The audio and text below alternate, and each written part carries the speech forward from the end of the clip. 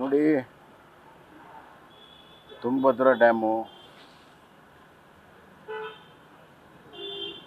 ಸ್ವತಂತ್ರ ಪೂರ್ವದಲ್ಲಿ ನಿರ್ಮಾಣ ಆಗಿರುವಂಥ ಒಂದು ಡ್ಯಾಮು. ಕಾಲಕ್ಕೆ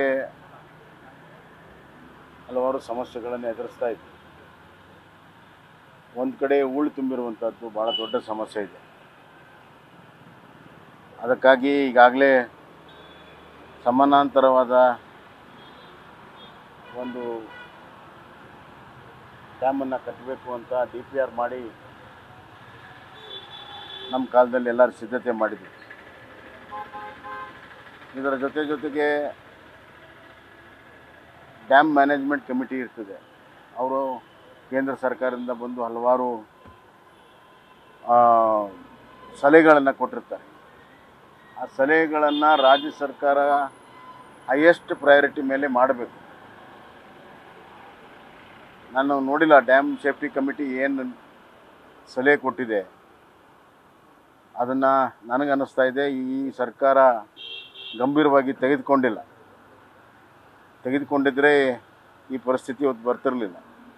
ನಾನು ಸರ್ಕಾರಕ್ಕೆ ಆಗ್ರಹ ಮಾಡ್ತೀನಿ, ಕೂಡಲೇ ಆ ಚೈನ್ ಒಂದೇ ಅಲ್ಲ, ಕಂಪ್ಲೀಟ್ ಗೇಟ್ಗಳನ್ನು ಸದೃಢಗೊಳಿಸಲು ಸೇಫ್ಟಿ ಮ್ಯಾನೇಜ್ಮೆಂಟ್ ಮೆಷರ್ಸ್ ಏನಿದೆ, ಡ್ಯಾಮ್ ಸೇಫ್ಟಿ ಕಮಿಟಿಯ ರೆಕಮೆಂಡೇಷನ್ಸ್ ಏನಿದೆ, ಅದನ್ನು ಸಂಪೂರ್ಣವಾಗಿ ಕೂಡಲೇ ಅದಕ್ಕೆ ಹಣವನ್ನು ಬಿಡುಗಡೆ ಮಾಡಿ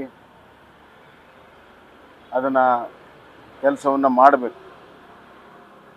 ಮತ್ತು ಆ ಡ್ಯಾಮು ಮತ್ತು ಜನರ ಸೇಫ್ಟಿಯನ್ನು, ಲಕ್ಷಾಂತರ ಜನರ ಒಂದು ಸುರಕ್ಷತೆ ಸರ್ಕಾರ ಇದನ್ನು ಗಂಭೀರವಾಗಿ ತೆಗೆದುಕೋಬೇಕೆಂದು ಆಗ್ರಹವನ್ನು ನಾನು. ಡ್ಯಾಮ್ನಿಂದ ಸಾಕಷ್ಟು ನೀರು ಹರಿತಾ ಇದೆ. ಕಂಪ್ಲಿ ಭಾಗ, ಸುತ್ತಮುತ್ತ ಭಾಗ ಎಲ್ಲ ತುಂಬಿಕೊಂಡು ಹೋಗಿದೆ ಸರ್. ಸೇತುವೆ ಎಲ್ಲ ಜಲಾವೃತ ಆಗಿದೆ. ಅದೇ ಇವ್ರ ನಿರ್ಲಕ್ಷ್ಯತೆಯಿಂದ ಹಿಂಗೆ ಆಗಿರುವಂಥ.